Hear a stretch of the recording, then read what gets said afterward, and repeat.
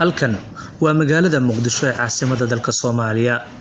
Waa magaalo xeebeed kuna caan ah dalxiiska iyo dabaasha.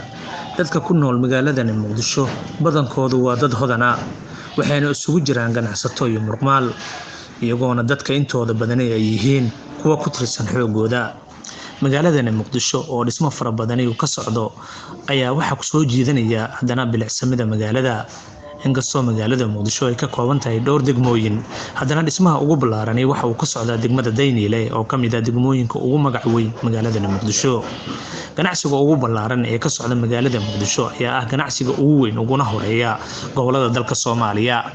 Walow markaad si kore aad u eegto, magaaladu ay ku soo badanayaan gawaarida noocyadooda kala duwan, waxaana inta badan Muqdisho ku badan bajaajta iyo gawaarida kale ee biyeelada, inkastoo bajaajtuba ay ka mid tahay biyelka.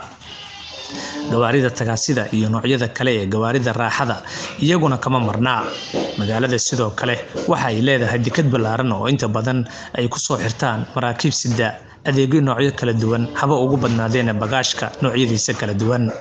Isku soo wada duuba magaalada Muqdisho oo ah caasimadda gobolka Banaadir ayaa ah magaalo isu diyaarinaysa doorasho, walow dadka qaarkii markaad la sheekaystaan ay ku sheegayaan in doorashada dalku ay tahay mid laga warsugayo inay noqoto hor u socodka dalka, ayna ka rajeynayaan in si nabadgelyo marka ay ku dhacdo. Cabdiraxmaan Jaale Xasan, Faaliyaha Dhadhaab, magaalada Muqdisho ee caasimadda dalka Soomaaliya.